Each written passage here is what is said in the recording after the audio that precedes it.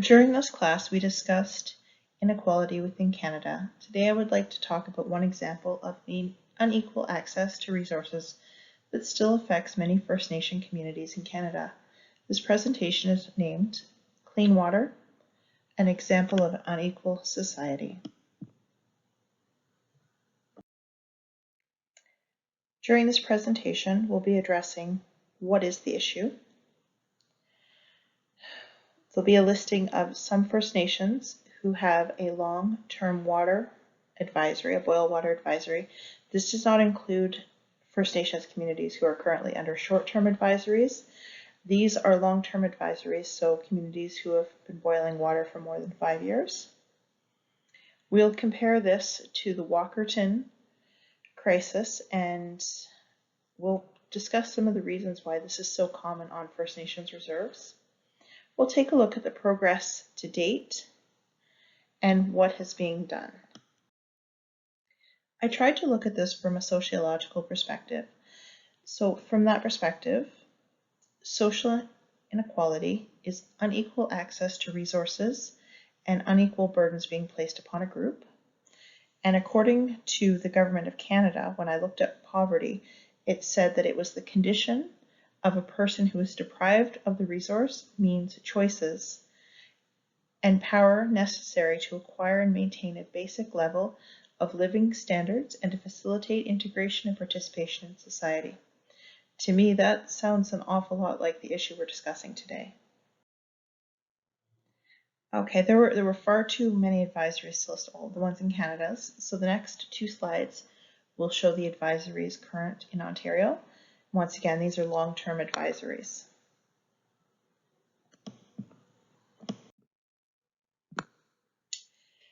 Now, this list of communities is, as I said, inclusive in Ontario, but there's one that deserves a certain amount of attention. There's a reserve called, and pardon me if I pronounce this incorrectly, Neskatuga. It's a First Nation, and it's notable because it holds the record for the boiled water advisory. They've currently not had drinkable water for 26 years. And I know you might think, well, this is a one-off case, but when we look at Shoal Lake, who also didn't have drinkable water for 24 years and only received a water treatment plant last year. As I did my research and I looked at various reserves within Ontario, I decided to compare it to something that happened, in urban Ontario. So I use Walkerton as an example. As some of you may remember, in the year 2000, Walkerton had an E. coli outbreak in their water supply. Now, Walkerton's a fairly small community located just off Georgian Bay, but 900 people were sent to hospital.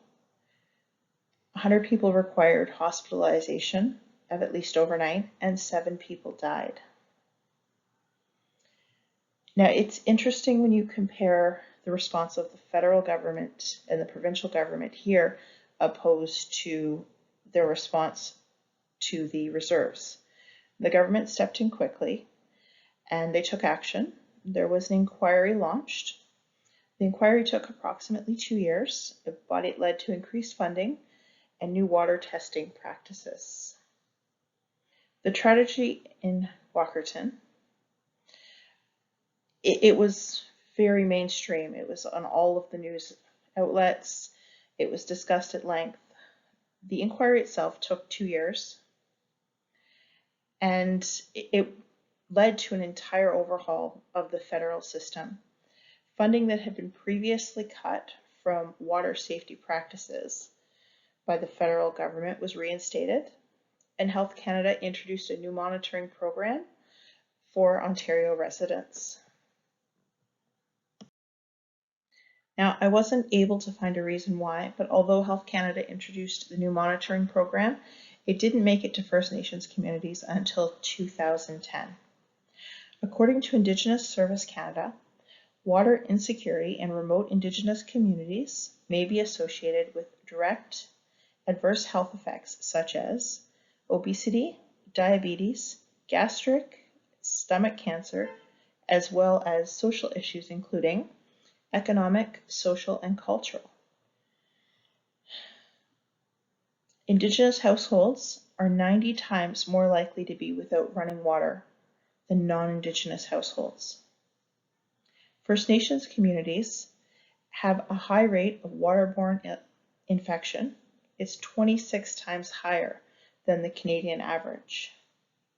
And 46% of First Nations water and wastewater systems can be classified as high risk.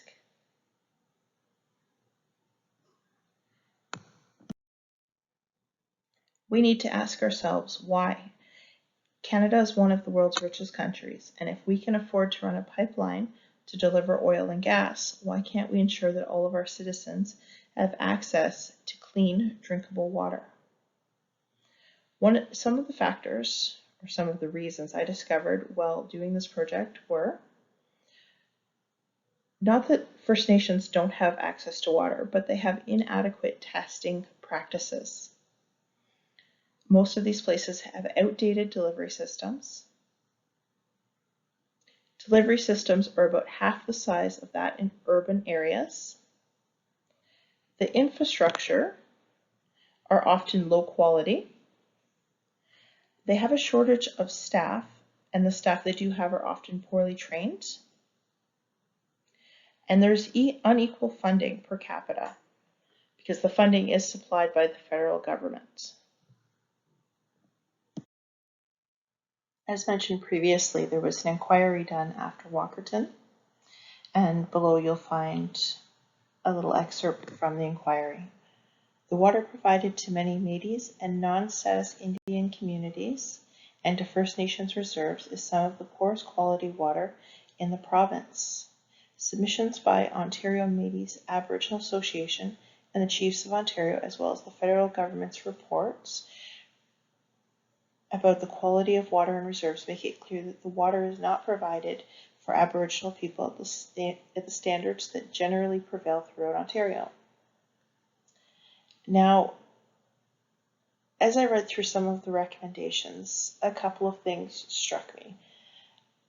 I'm reminded again that anything related to funding or anything that happens on reserves is a federal government issue, and that the federal government has not or had not until 2010 put the same standards in place for reserves in Ontario that were in place for the rest of the province, which meant testing standards and funding were different.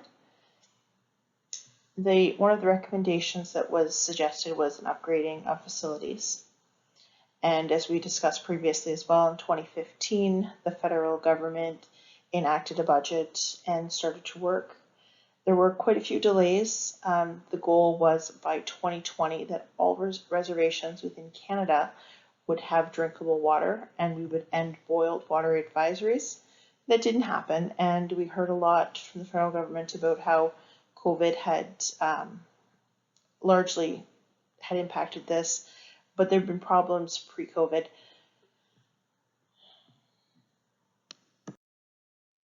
What's being done? So in 2002, after Walkerton, the policy was changed for Ontario.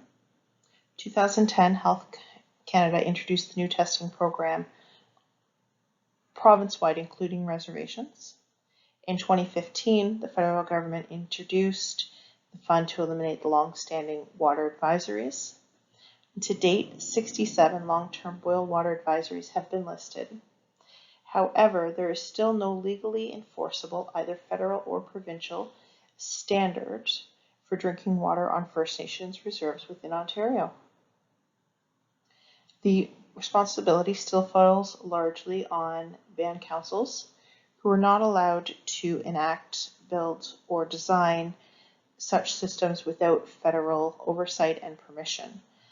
And most of the funding, as I've mentioned before, does come from the federal government. So it's a work in progress. Okay, and I've attached a map here below to show you how things are changing. So in Quebec, there are 0 remaining water advisories, with 3 being lifted.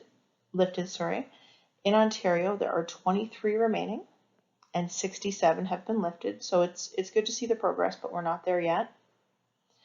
And then we make our way westward, 3 remaining in Manitoba, sorry, with 13 lifted, and 8 remaining in Saskatchewan, 18 lifted, none in Alberta, 4 are lifted, and none in BC, with 20 being lifted.